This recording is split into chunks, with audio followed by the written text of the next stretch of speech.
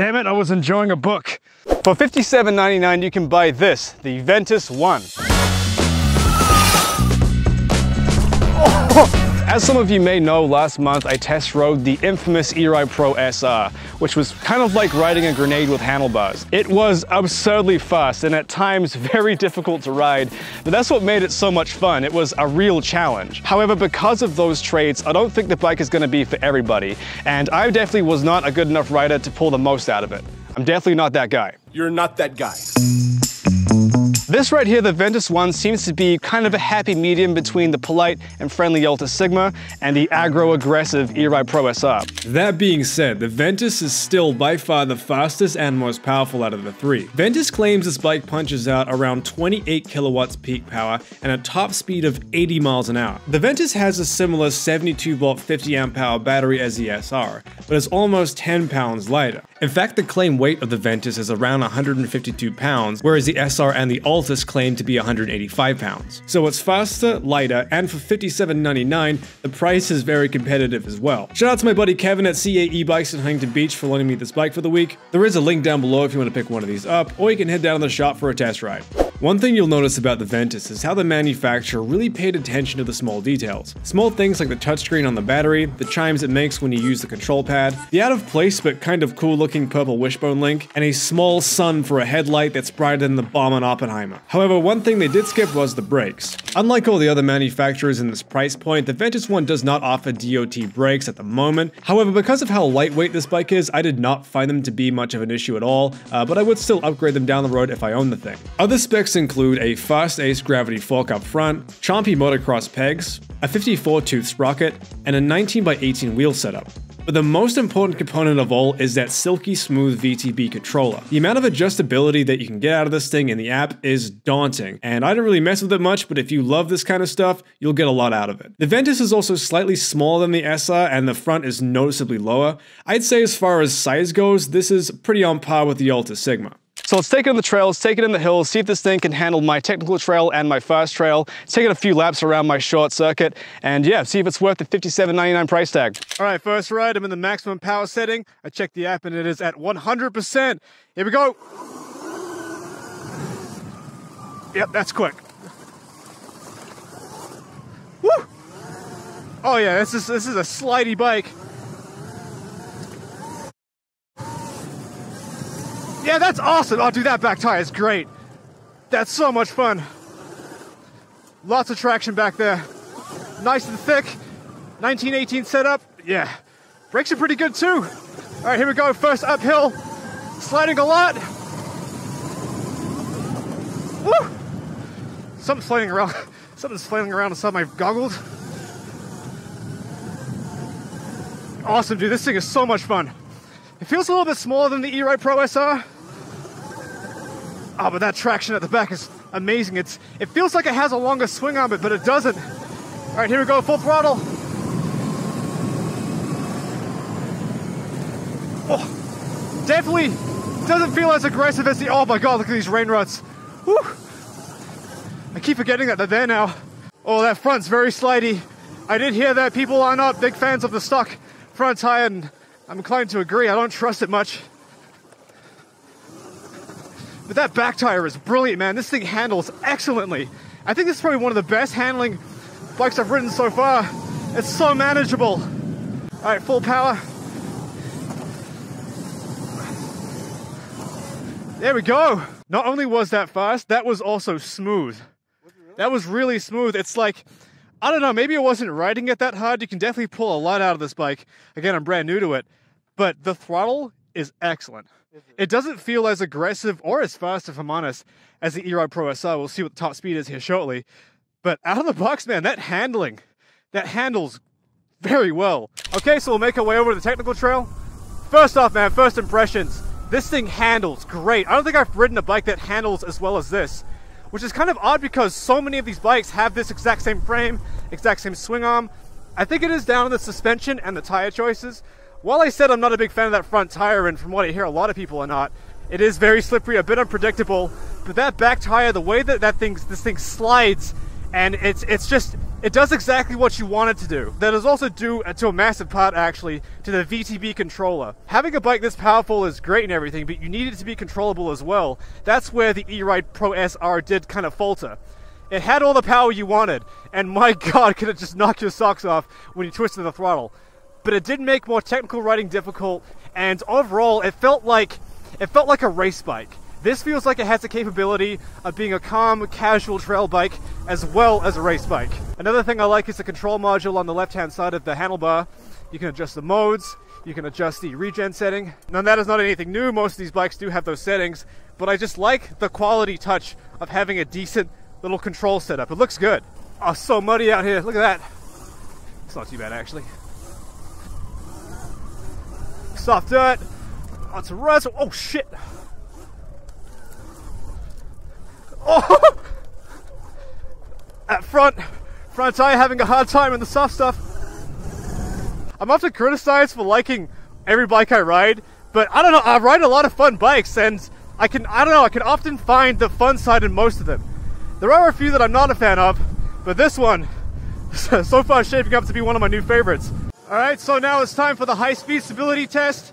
I'm in boost mode, 100% power, almost full battery. See how we do.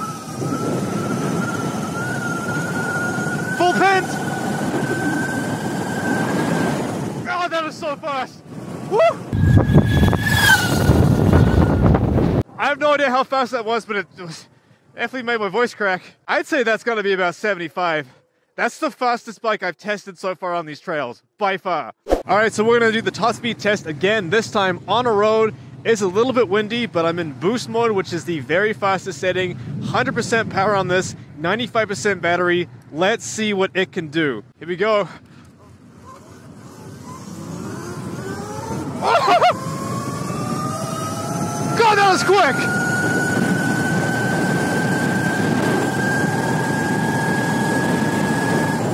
All right, that was 81. It's just crazy, man. 3 years ago, the Soren Lightbee had a whopping top speed of 45 miles an hour. Now we have this that, as you guys saw on the dash at least, said 80 miles an hour. That's crazy. I also dropped down about 3% of battery. All right, so here we go on the technical trail. I dropped down to D2. Should do, oh, I need regen. Oh, I didn't have the regen set on. All right, so this trail is gonna be a good test of suspension, brakes, and throttle curve. So far, man, we got that fast ace, gravity fork up front, doing a great job. A little bit firm, but super absorbent, feels like a quality fork. The problem with a lot of these bikes is those forks typically suck. This one feels good. Jumping, bouncing around, I love this thing. Handle is great. It feels very neutrally balanced. Back wheel, while it is slidey, doesn't do it when you don't want to do it. So far good on that. Someone's coming to this trail too. All right, here comes the scary part. Whew. That's the death ridge right there. Don't want to fall off that.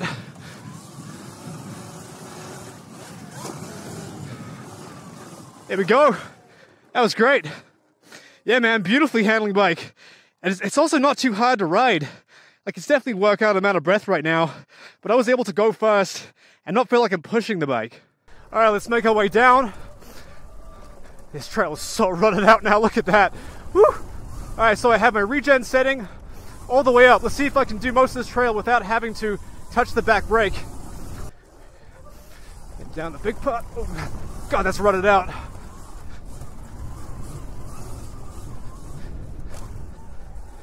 All right, so unfortunately this bike does not have .4 brakes, which is going to be a letdown for some. But considering how lightweight this thing is at 157 pounds, I don't think it's entirely necessary. I mean, these mountain bike mineral brakes aren't really that bad to begin with, and they feel perfectly fine with this, honestly. Plenty of feel, tires lock up great. Here we go, get the regen setting on. Keep me safe, keep me on the hill. As you guys can see, this is a pretty rough trail. Falling off this thing is gonna hurt like hell. Thankfully, I haven't done it yet. Knock on wood. Beautiful, man. Brakes feel good. Regen is keep me away from needing to touch the brake. Excellent. Well done. All right, so let's make our way over to my little circuit track. Oh, this thing feels good. I gotta say, man, $57.99, you're getting a hell of a lot of bike. Now, it is the more expensive one compared to the SR and the Alta Sigma, but the level of quality on this thing is excellent. It cannot be understated. The VTB controller alone is worth it.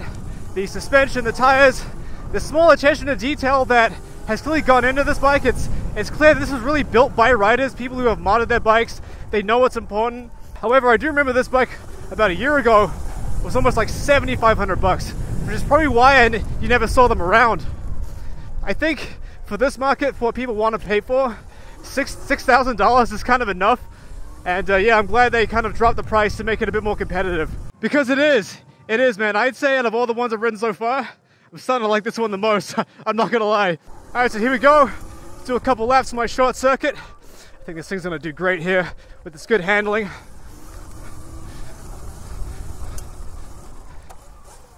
There we go, jump one. Feels good. Suspension nice and absorbent. Doesn't make that really rattly sound like my... Yeah, perfect, dude. Such a nice... That's like the jump. I am really starting to like this thing. Let's go. Oh, almost caught out in the rut. Feels so good. However, the front does certainly like to sway a lot. But even through these rutty bumps, as you can see, gonna get lots of arm pump through here. All right, back full power. Starting to slide. All right, hitting into turn one. Woo. Oh, almost dropped it. That front does not enjoy traction much. Second jump. All right, first. All right, I gotta focus. A little sideways off that one. God, this is fun. Whew. All right. There we go, that was a better exit. Jumping through.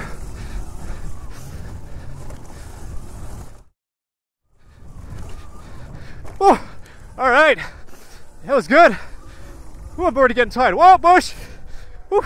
Probably the thing I liked the most about the Ventus One was the handling. Despite the front tire doing its very best not to do its job, it was balanced, it was stable in the turns, and I learned to trust the bike very quickly. The throttle curve as well was just buttery smooth. I had so much control over the back wheel. It was basically an extension of my pasty freckled body. But much like being a 5'10" male on Tinder, the size of this bike is really holding it back from its full potential. But it's definitely not alone in this factor. I believe that the SR and the Altas could benefit as well from being slightly larger, similar to the Soren Ultra B. The front in particular on the Ventus feels significantly lower than the SRs, and I would say this bike overall is a pretty similar size to the Sigma. As I'm sure you know very well, just because it's little doesn't mean it's useless, so I'm going to give the overall performance rating on the Ventus One a 9 out of 10. Very impressed all around with this bike's overall performance, and I think the price drop is going to make this thing more attractive to people who are looking to blow their tax refund. Range was fairly decent as well, especially for a bike this powerful. I recorded a range from 100% down to 55 after about 15 miles or so, which I know doesn't sound like much, but keep in mind I was riding this thing mostly in boost mode and in race mode, and I think if you're very careful, you could probably get about 45 miles out of this thing. I didn't find any major cons with this bike. I do have a few small nitpicks though. The control app was pretty complicated. You definitely have to watch a few tutorials before you start fucking with it. Although I did like the Etch-a-Sketch thing that you can use to adjust the throttle curve, but unfortunately at the moment you can't draw any boobs. The decals as well look a little cheap. Again, these are nitpicks, so I would just replace them and put stickers of waifus on there, you know? And finally, yes, I do agree with all the other people who tested this bike. They should upgrade the brakes to .4 brakes with a new badge. Overall, I dig this thing. Thank you all so much for watching. See you all next time.